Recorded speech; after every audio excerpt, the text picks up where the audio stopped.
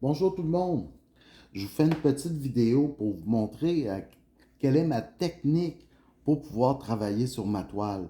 Plusieurs personnes ont différentes techniques. Souvent, ils vont travailler en carré, ils vont travailler avec des lignes. Moi, j'aime bien travailler avec des lignes. Ce que je fais, c'est que je vais couper. Là, présentement, j'ai une toile 60 par 90 cm. Comme ça, vu que j'ai deux rubans à 30 cm, je vais me couper tout simplement une ligne qui va laisser découvrir 5 ou 6 rangées seulement de diamants pour pouvoir travailler avec. Et je vais travailler tout simplement de gauche à droite. Excusez plutôt de droite à gauche.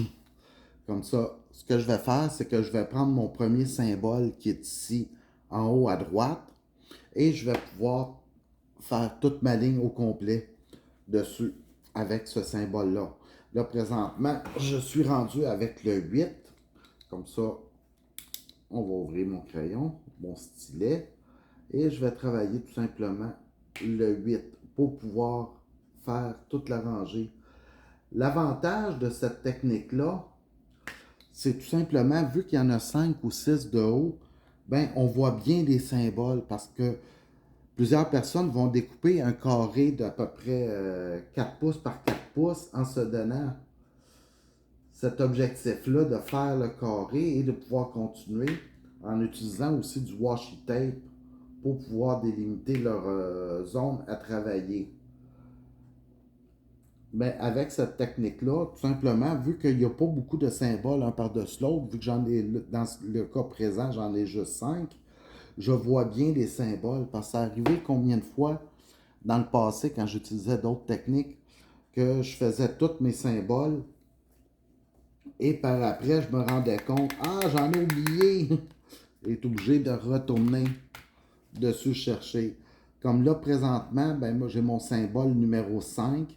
En passant, présentement, je travaille sur une toile mystère. C'est pour ça qu'il n'y a pas de couleur. Tous mes symboles sont blancs. Qui est l'avantage, c'est que ils sont très faciles à voir. Comme ça, là, je sais que le 5, en me fiant à ma charte, c'est mon pilulier numéro 21. Comme ça, je reprends mon pilulier. Je travaille toujours avec un gros plateau aussi. Parce que les petits bateaux verts, il est tellement petit, ça déborde, je suis pas capable. Celles-là, au moins, je brasse un petit peu, ils sont tout de suite tous bien alignés. Comme ça, je vais pouvoir bien travailler avec confortablement. Comme ça, comme vous pouvez voir, ben, là, je fais toutes les 5, tout simplement, en allant jusqu'au bout. Arrivé au bout, ben, je reprends le nouveau symbole et je continue. Je trouve que cette technique-là va très très bien. J'oublie que très rarement des symboles pour ne pas être obligé de revenir sur ma couleur aussi. Comme ça, je vois, je continue. Oups, on recommence ici avec les 5. Comme ça m'aide à faire la progression. Puis en même temps, ben là, plus qu'on avance, plus qu'ils vont se fermer eux autres, puis moins qu'on va avoir d'espace vide par la suite.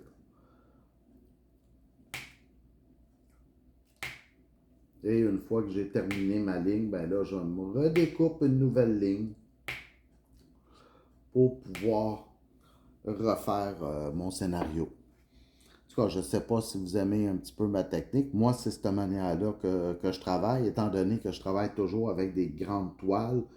Je trouve que ça me simplifie beaucoup, beaucoup la vie. Comme ça, je vous invite aussi en même temps à partager vos petits trucs, comment vous vous installez pour faire vos diamond painting. Partez-vous de gauche à droite, de bas en haut.